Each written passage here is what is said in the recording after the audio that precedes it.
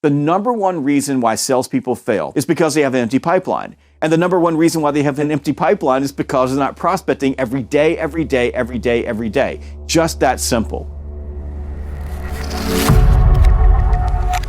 Woo! Buckle up, friends. This is an important one.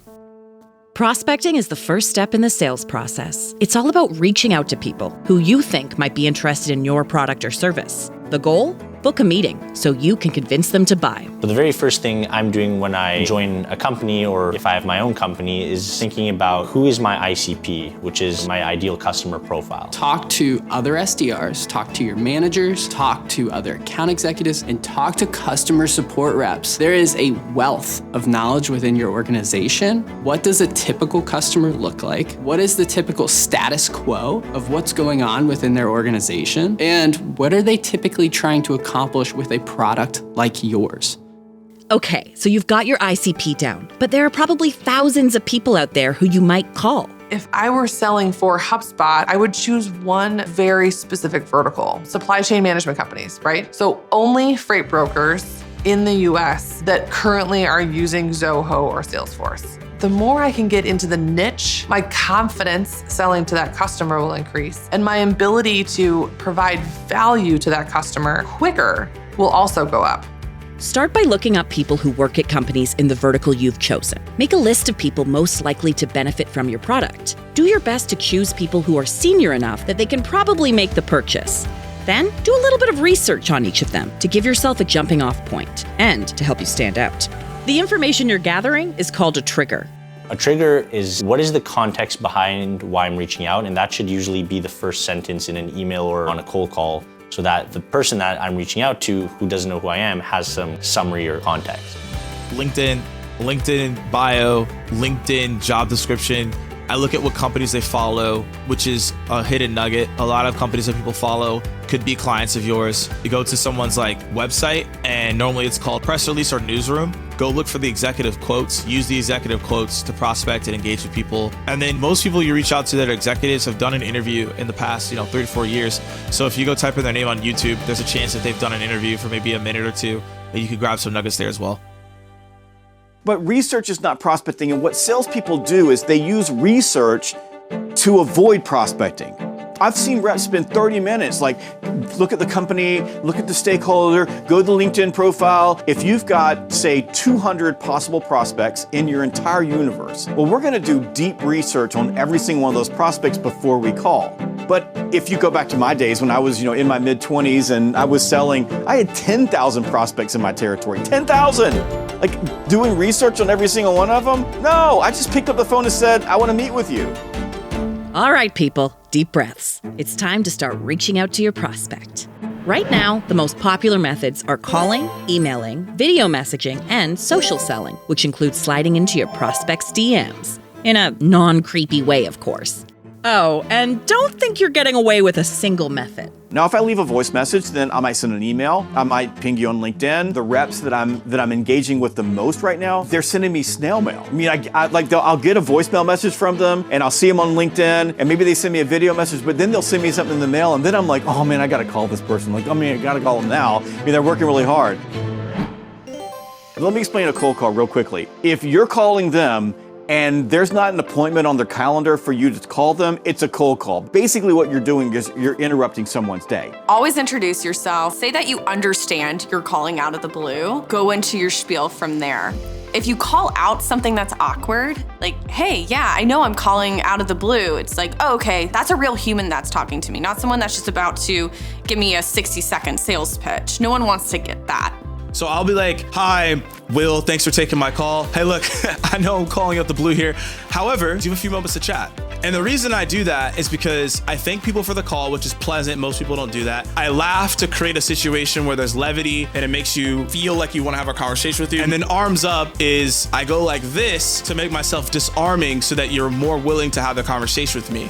You're gonna have to get over that awkwardness at the beginning. You're gonna have to have a few fails. You do need to make thousands and thousands of calls to be good at cold calling. And that's just the reality of it. And I think people that say that cold calling is dead just aren't willing to spend the time each day, multiple hours, actually making those calls. People are picking up the phone, people are booking meetings, and if you're not using that channel, you are 100% missing out.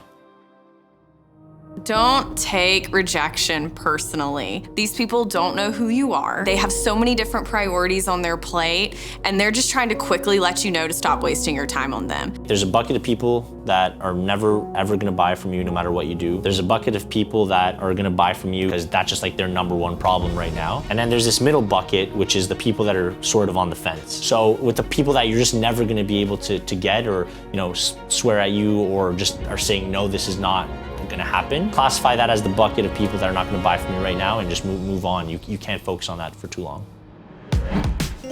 Typically when an email lands in a prospect's inbox, their first thought is to delete it. The first thing that I think is super important to understand about emails is that they have to be short. Sentence 1 is quick context as to why you're reaching out. Sentence 2, describing the current state and the problem with the current state to them. Sentence 3 is, what does the future look like with your product or solution? And then we finish off with a call to action, something like, is this worth a chat? We actually find that using unsure tones in that approach improves your rate of getting a response.